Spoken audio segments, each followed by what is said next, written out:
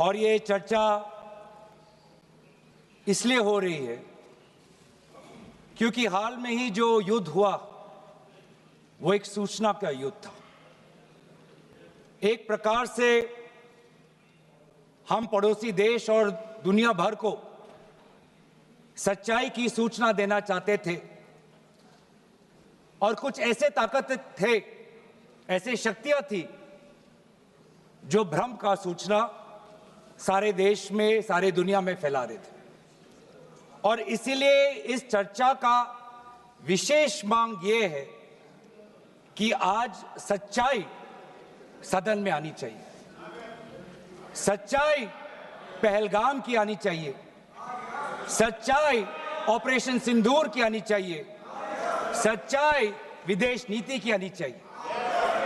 और यही आज हमने सूचना का जो युद्ध की बात हम कर रहे हैं वो आज हमने आदरणीय राजनाथ सिंह के भाषण में सुना।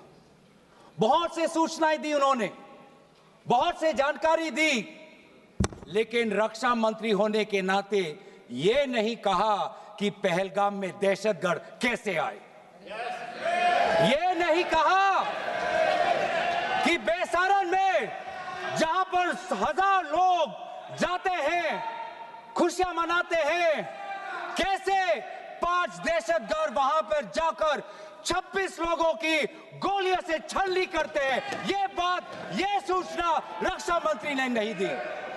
यही है सूचना का युद्ध कि इतनी जानकारी देते हैं कि कभी कभी सवाल पूछना भी भूल जाते हैं।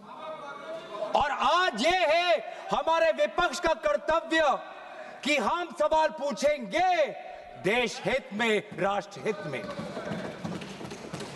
आज देश ये जानना चाहता है कि वो 5 दहशतगर्द कैसे घुसे और उन दहशतगर्दों का भी मकसद था। पाकिस्तान से आए हुए वो दहशतगर्दों का क्या मकसद था? उनका मकसद था कि जम्मू कश्मीर की अर्थव्यवस्था को तनाव करना, विनाश करना। उनका मकसद था कि भारत देश में एक सांप्रदायिक वातावरण का जन्म देना। उनका मकसद यह था कि भारत और पाकिस्तान का एक हाइफिनेशन होना, यह था उनका मकसद। लेकिन सर, मुझे दुख है कि आज राजनाथ सिंह जी ने सैनिकों की बात तो की, लेकिन जो हमारे भारत की जो आवाम है, जो जनता है, जो उन्होंने पाकिस्तान के दहशतगर्दों का पूरी जो मंशा है उस पर उन्होंने पूरा नकारा और हम एकजुट रहे। हम, मुझे भारतीय होने का गर्व है। हमने देखा बेसारन में कि किस प्रकार से जम्मू और कश्मीर के लोगों ने पूरे देश भर से आए हुए जितने भी पर्यटक थे उनकी मदद की। हमने ये देखा कि किस प्रकार से देश भर के जो पर्यटक जो जम्मू कश्मीर में थे उन्होंने अपने जम्मू कश्मीर के भाइयों को धन्यवाद दिया।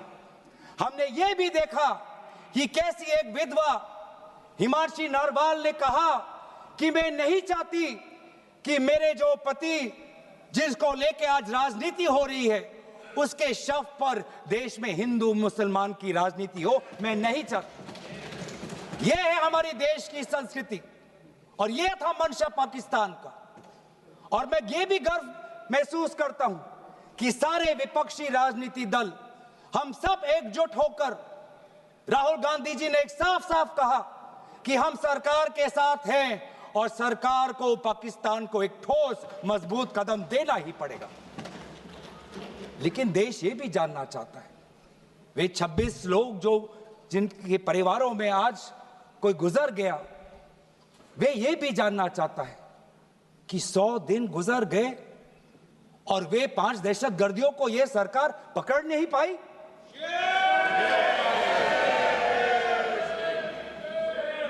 देश के वो लोग ये भी जानना चाहते हैं कि ये जो 5 दहशतगर्दे थे, दहशतगर्दी जो आए टेररिस्ट, निश्चय इनको किसी ने पनाह दी, निश्चय इनको किसी ने जानकारी दी, निश्चय ये पूरा जो 1 घंटा का जो उन्होंने गोला बारूदी की उसके बाद ये फरार हो गए, उनको फरार होने में भी किसी ने उनकी मदद की, और आज भी ये 100 दिन हो गए और सरकार के पास कोई जवाब नहीं।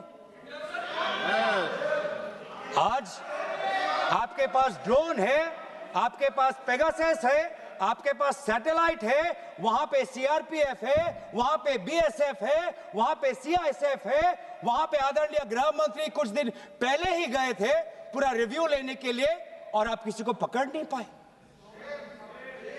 ये कैसा बंदोबस्त?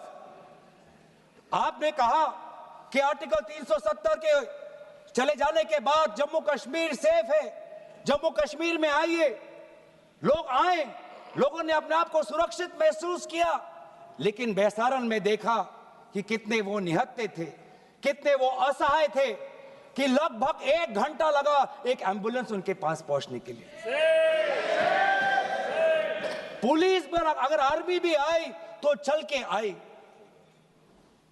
और सर, मैं वो नजारा भूल नहीं सकता, एक मां और एक बेटी चल के नीचे आ रही थी, एक भारत के सिपाही को देखा और सिपाही को देखकर वो रो पड़े, खुशी से नहीं, डर से, क्योंकि उनको लगा कि वे दहशतगर्द जिन्होंने सिपाहियों का यूनिफॉर्म पहनकर वहां पर लोगों को मारा, आज वही दहशतगर्द आज पहाड़ के नीचे उनका इंतजार कर।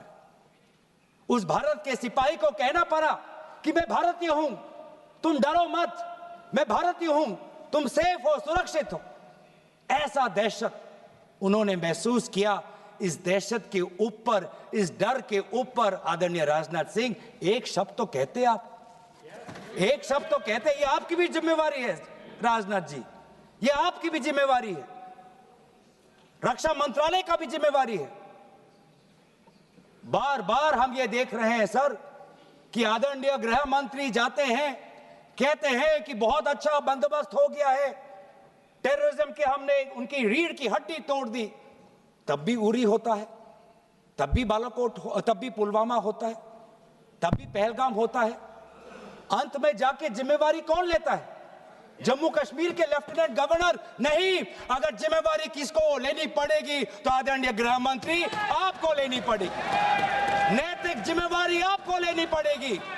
आप लेफ्टिनेंट गवर्नर के पीछे नहीं छुप सकते, आप लेफ्टिनेंट गवर्नर के पीछे ये केंद्र सरकार नहीं छुप सकती, क्योंकि गृह मंत्री खुद वहां पे थे कुछ ही हफ्ते पहले, खुद उन्होंने सिक्योरिटी का रिव्यू लिया कि आपके पास जानकारी नहीं थी।